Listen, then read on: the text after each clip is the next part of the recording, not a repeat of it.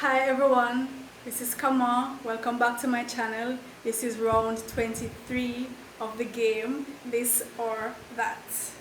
I am enjoying myself because I'm finding out more about myself, right guys? Answering these questions. So I'm having a great time.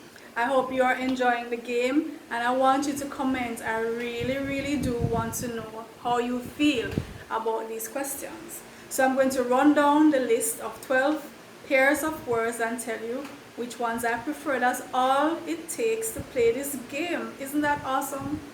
Number one, if the phone rings in the middle of making love, are you taking the call or not? Well, I think not.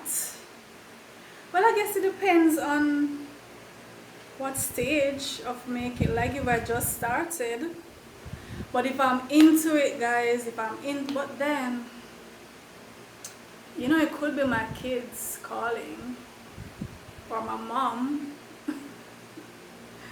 I have one of my children in particular loves to check up on me once I'm not at home, once I'm anywhere but home, but where that child is, I get calls, right? So, which is good, it shows concern for mom.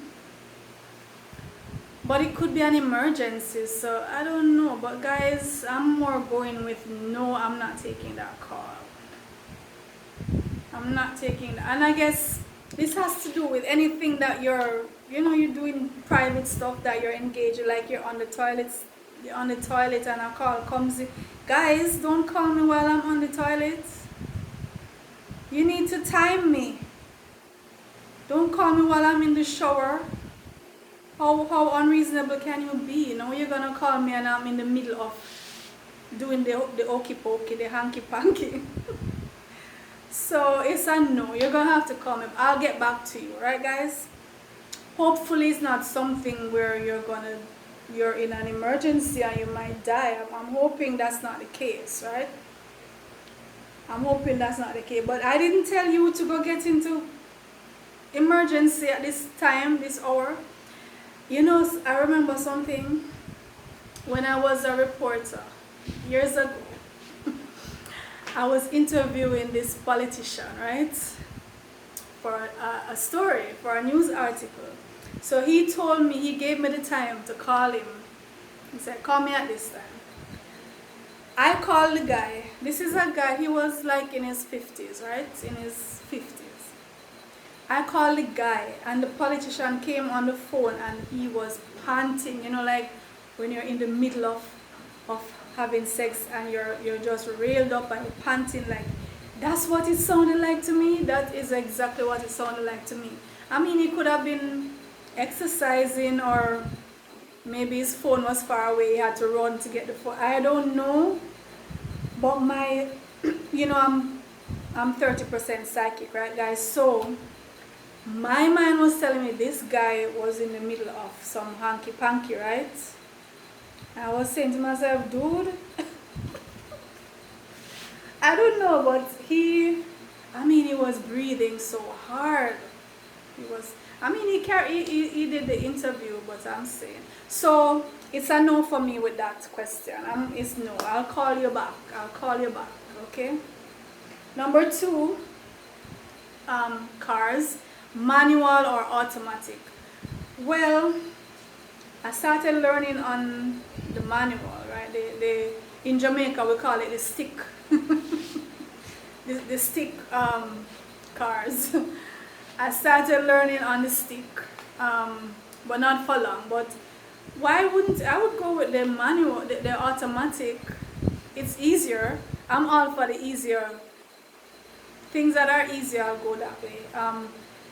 However, it's something I always tell myself, I want to know how to drive the stick, the manual, in case of, let's say there's an emergency and the only vehicle available is a manual. I'd love to be able to drive it, to go where, let's say I have to take somebody in an emergency somewhere.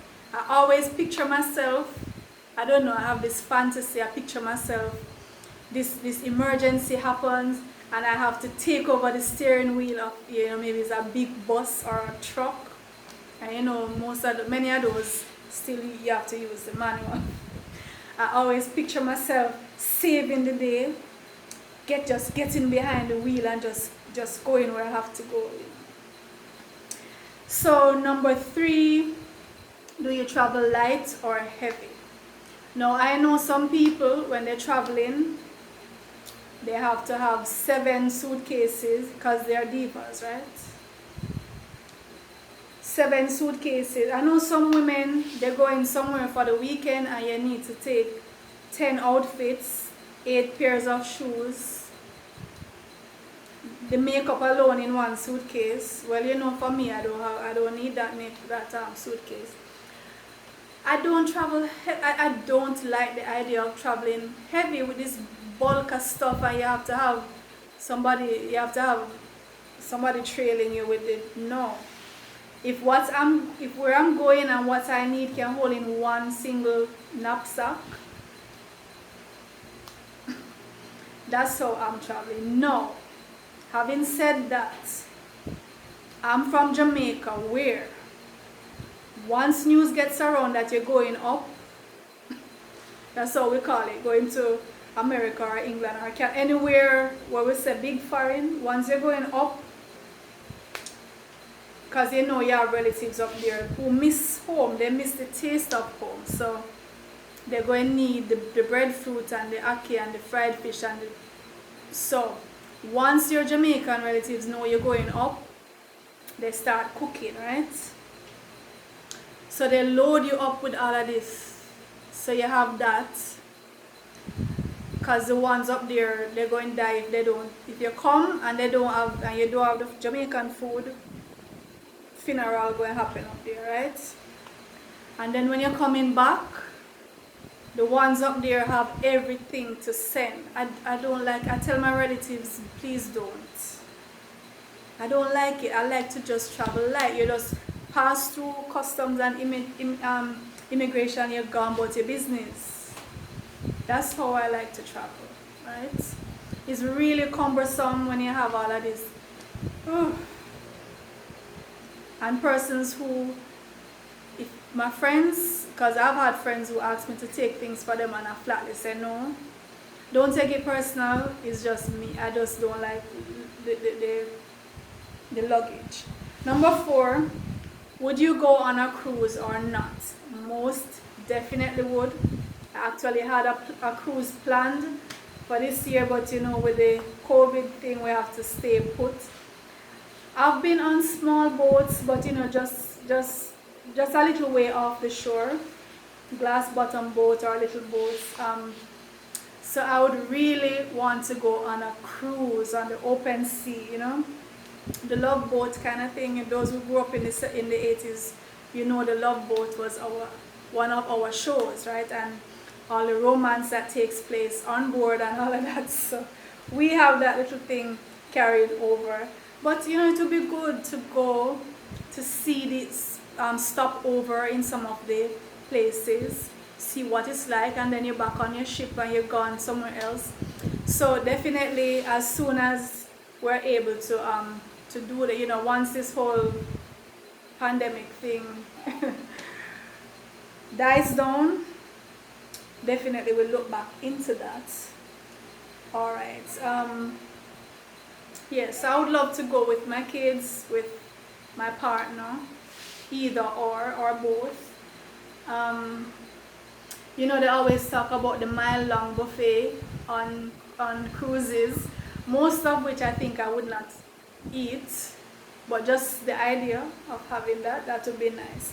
Number 5, French or Spanish? Well, I'm going with French as a preference, even though I can't speak either one fluently. I teach my children both, the basics of both, but I can't speak either of them fluently. But I love the sound of French. I've always loved French and been working on myself and trying to speak them fluently. I remember as a little girl, a neighbor gave me a book, a Spanish book. Still have it. I don't remember the name of the title. A little green book, and I used to teach myself Spanish from that book. This is before I even started high school, right? Used to teach myself that. So definitely would love to speak these languages, but you know, I'm bilingual. I speak Patois, I speak Jamaican, and I'm very proud of my Jamaican language. So I'm already bilingual. Number 6, does it make sense for relatives abroad to send barrels back home or not? Now we have a barrel culture in the Caribbean. We have a strong barrel culture where, you know, it's part of the whole remittance thing. We have relatives in particular the US, Canada, England, other places too, but these are the main places. And traditionally they send remittances and they send barrels with food and clothes and whatever. And it's still a significant part of the economy. You know, these remittances that they send back, that's what is used to build houses and to buy stuff for the relatives back here, and the clothes and the food and whatever really help. But sometimes I look at it and I say, does it make sense in this day and age? Because the cost of sending a barrel, well, I guess it depends on what's in the barrel. The cost of shipping it, and then when it comes you have to clear it. I remember the ones you're shipping it to more than likely can't clear it because they ain't got it. So you have to weigh the cost and see, because nowadays much of that food stuff and clothes stuff is available here. So weigh the cost and see if it makes sense to just send the money and let them go buy their stuff. Sometimes I think it will probably work out better, to be honest. You have some unique things where only they are foreign, you know. Some things are much cheaper there. I get all of that. But I'm saying the basic stuff that people love to send. The food, the canned stuff, I don't know if it makes sense. With, like, it's 12,000 to clear a barrel.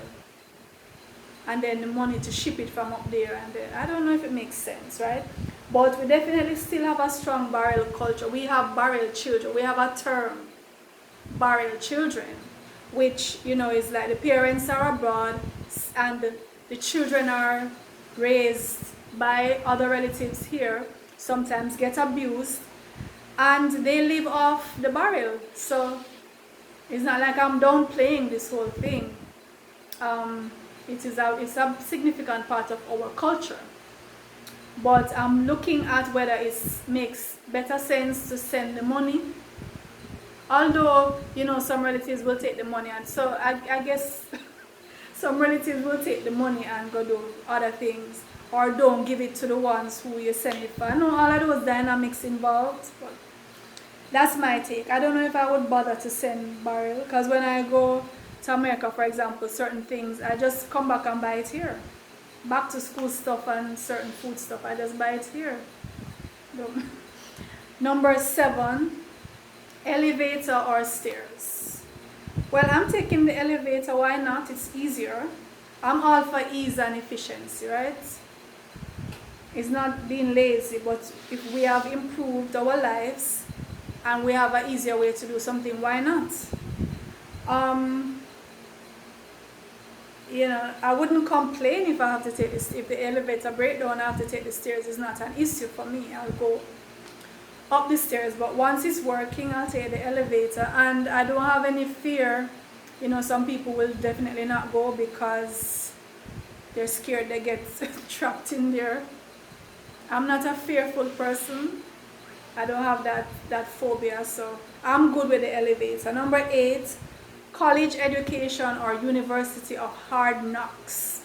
Now, you know, the University of Hard Knocks pretty much is the lessons you learn from life.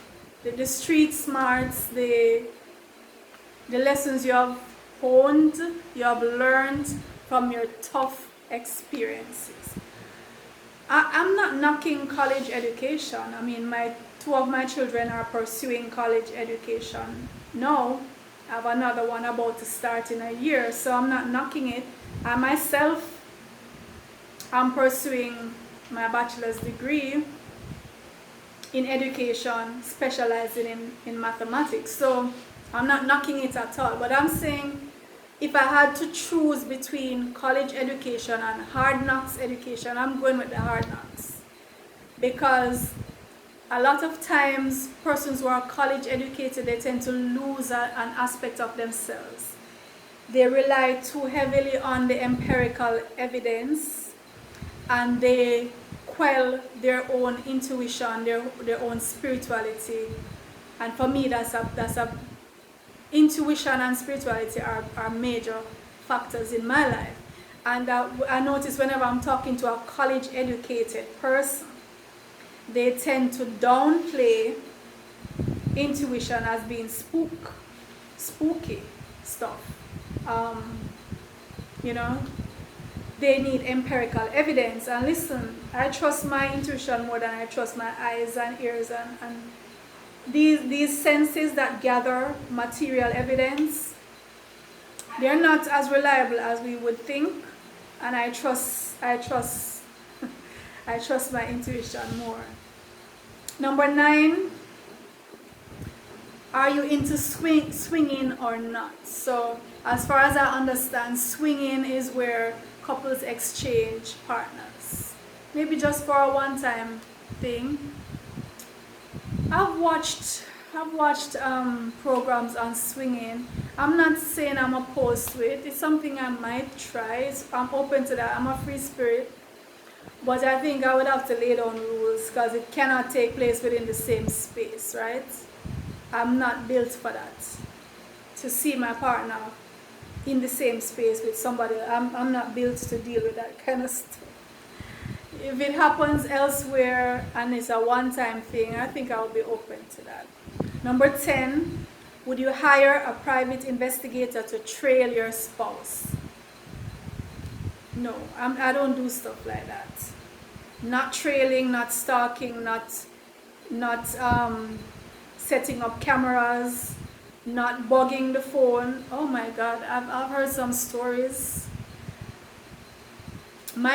Some friends have told me some stories of things that happened to them. I wonder if it's real. The spouse bugging their phone. The spouse know somebody who works at the telephone company and eavesdrop on the setting up video in their bedroom. I would never do things like that. That is just so low, in my opinion.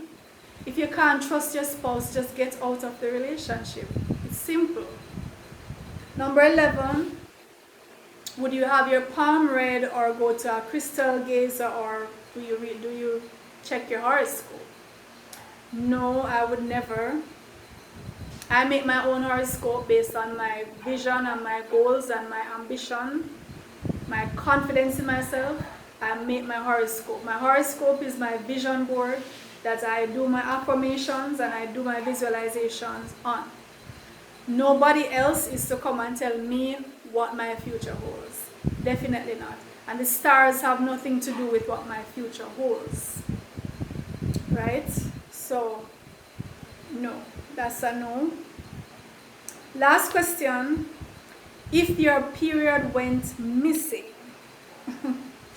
if your period went missing, would you worry or celebrate? Well, there are many reasons your period could go missing, some of which could be health reasons. So I'm assuming it's not health related. So if it's not health related, then it could be either pregnancy or menopause, right? Those are the two, right? Am I right, ladies? Am I missing anything? If it's not health related and your period goes missing, you're either pregnant or you're in menopause. So either one of those I would embrace at this point. I want more children, so I would embrace that. If I'm pregnant, that would be celebration. If it's menopause, again, I would not feel it. I mean, that's a part of the lifespan, that's a part of life.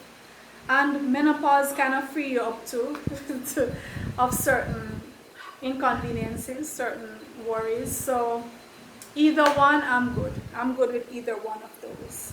So let me run down those questions. The phone rings in the middle of making love. Are you taking the call, or you're ignoring the call? Or maybe you have your phone on silent because you don't want to be disturbed.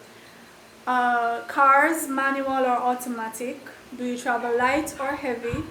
Would you go on a cruise or not? French or Spanish? Does it make sense to send a barrel back home or not?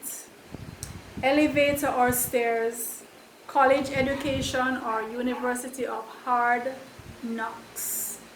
Would you do swinging? Swinging, not the swing that you go sit on the thing, no, not that one. Swinging as in exchanging partners for a time. Would you hire a private investigator to trail your spouse?